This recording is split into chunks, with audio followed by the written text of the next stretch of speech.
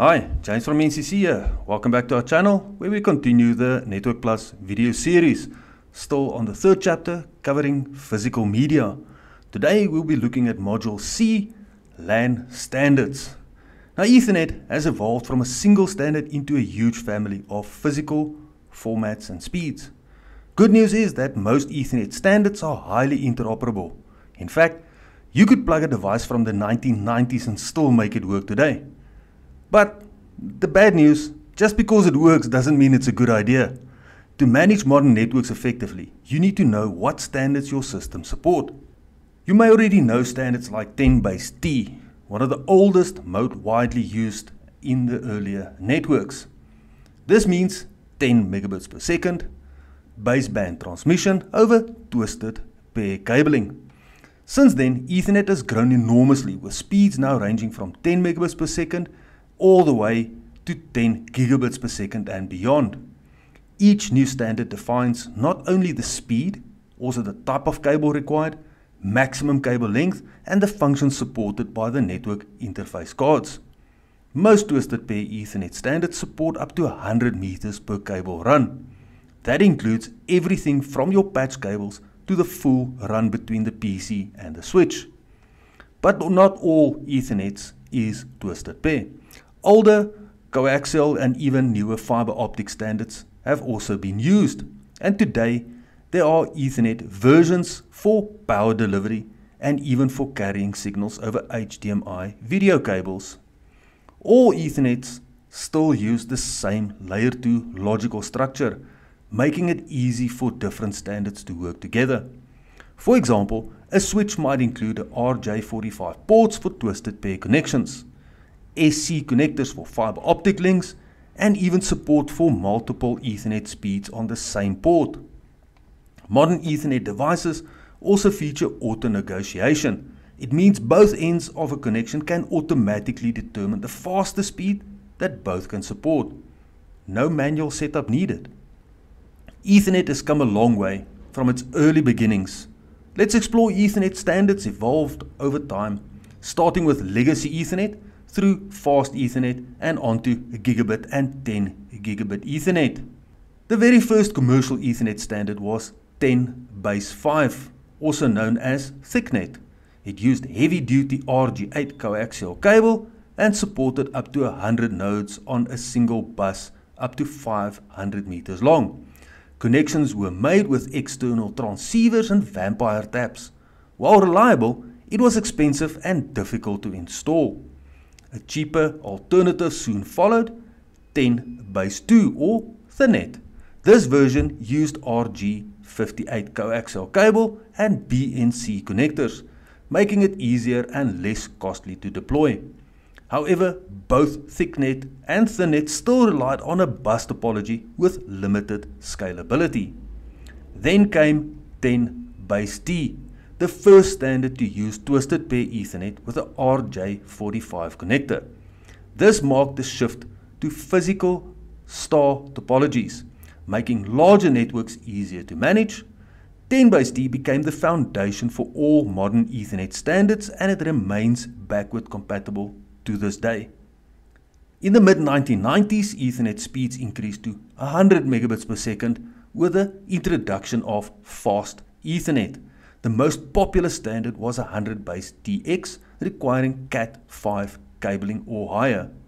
Fast Ethernet has also optical standards such as 100BASE-FX, which used multi-mode fiber and SC connectors over longer distance, up to 2 kilometers. Other versions like 100BASE-SX or 100BASE-BX supported shorter or longer fiber links depending on the wavelength. By 1999, gigabit Ethernet became the new standard. It delivered 1 gigabit per second over both copper and fiber. Copper standard 1000BASE-T uses all 4 wire pairs in Cat5 or higher cabling with a distance up to 100 meters. Fiber-based gigabit Ethernet standards include 1000BASE-SX for short-range multimode fiber and 1000BASE-LX for long-range single-mode fiber. Gigabit quickly became the dominant standard in consumer NICs and enterprise networks. Today, 10 gigabit Ethernet or 10 GBE pushes speeds even further. It supports Cat6a or Cat7 copper cables for shorter distance and fiber optic links for longer distance up to 10 kilometers, depending on the standard.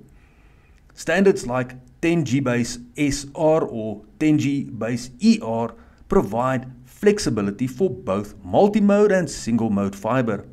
For high-performance data centers, 10 GBE is now the foundation for modern networks, while even higher speeds like 40 GBE and 100 GBE are emerging for the most demanding applications. Legacy Ethernet built the foundation. Fast Ethernet expanded the speed. Gigabit made it mainstream. 10 gigabit powers today's networks. Ethernet continues to evolve, but every standard builds on the solid foundation laid by its predecessors. Today we're looking at specialty Ethernet standards and the key Ethernet standard you'll need to know. Ethernet is widely used, but also increasingly used outside the typical LAN environment. For example, IEEE 1905.1, the 2013 standard, defines how Ethernet can work across multiple media types like Wi-Fi, coaxial cable, and even HDMI. Unlike workplaces, most homes don't rely fully on twisted pair cabling. Instead, Ethernet over power lines or Ethernet over HDMI can provide connectivity using existing cables without interrupting normal functions.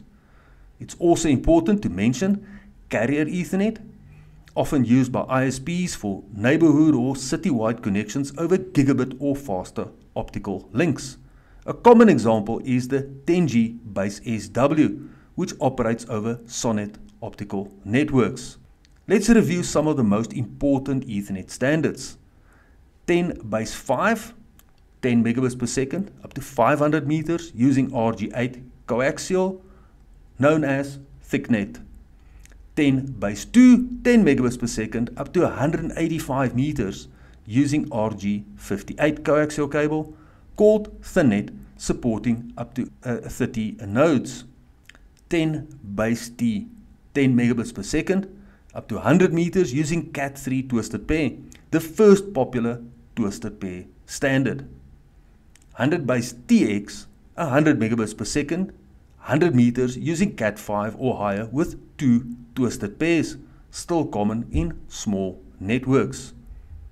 100 base FX, 100 megabits per second, 412 meters, half duplex, up to 2 kilometers, full duplex, using multi-mode fiber at 1300 nanometers.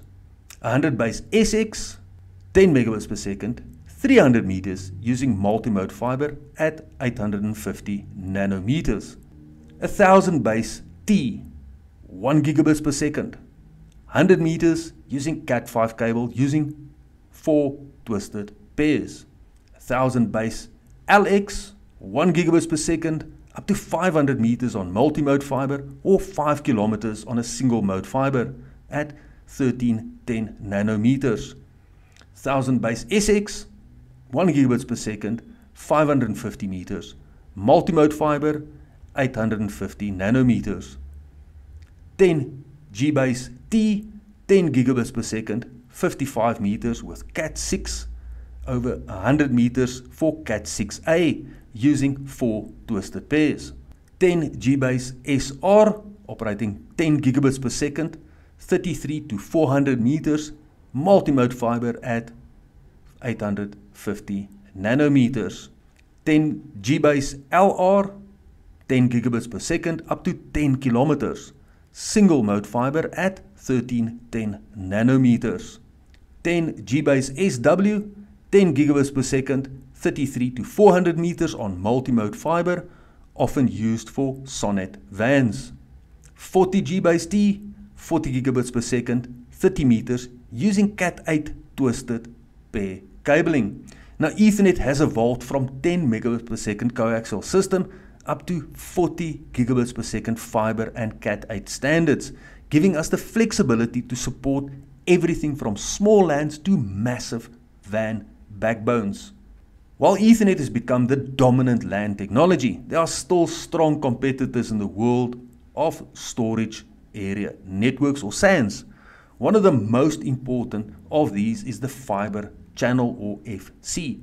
Now, fiber channel doesn't rely on the OSI or the TCP/IP the way Ethernet does. Instead, it operates over its own protocol set.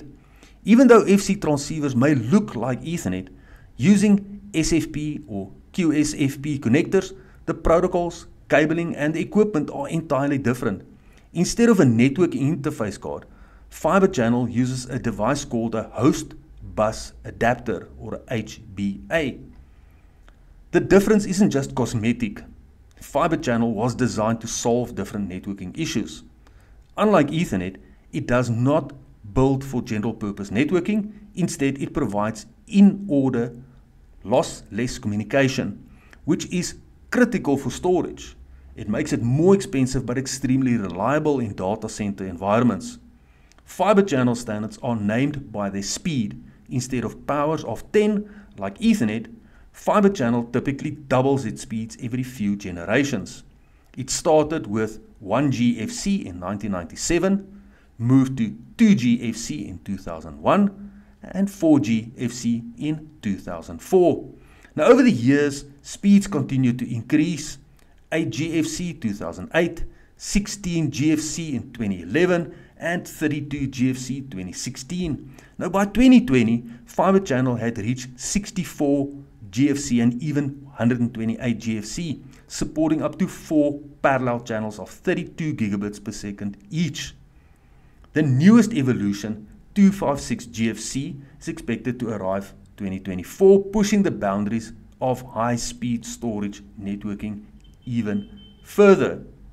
Now, Ethernet devices today are generally very good at interoperability.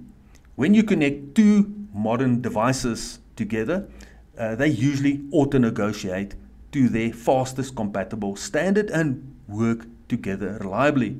But auto-negotiation doesn't always work perfectly. Sometimes you'll need to manually adjust settings to enable specific features to solve compatibility problems. Network interface cards, managed switches and other layer 2 and higher devices with Ethernet adapters provide varying levels of control depending on the device and the interface. Now, in Windows 10 11, for example, these options can be found in the property window for the adapter. Some of the key Ethernet options you'll encounter include speed and duplex settings. These allow you to manually select full or half duplex mode and set connection speeds. Useful if auto-negotiation fails. VLAN ID assigns the interface to a virtual LAN. VLAN IDs must match across the network for proper segmentation. MTU or maximum transmission unit. This sets the maximum Ethernet frame size. Frames larger than 1500 bytes are called jumbo frames. Incorrect MTU settings can cause dropped packets or blocked traffic. MAC address lets you override the hardware MAC address, often used for network control or troubleshooting. QoS tagging enables traffic tagging for quality of service controls. Offloading functions, these allow the adapter to handle tasks like checksums or other protocol functions, offloading work from the operating system. Power settings, these reduce power consumption, for example by lowering signal strength on short cables. This helps extended battery life but may reduce performance. Wake on LAN enables a device to be powered on remotely over the network. Now, in most cases, you won't need to change these settings unless specific features are required. However, misconfigured options like mismatched duplex settings or duplicate MAC addresses can cause real problems. So when troubleshooting Ethernet at the data link layer, always double check these settings to ensure only necessary changes have been applied. Now that's it for LAN standards, chapter 3. Next we'll be diving into the IP addressing. See you in the next video.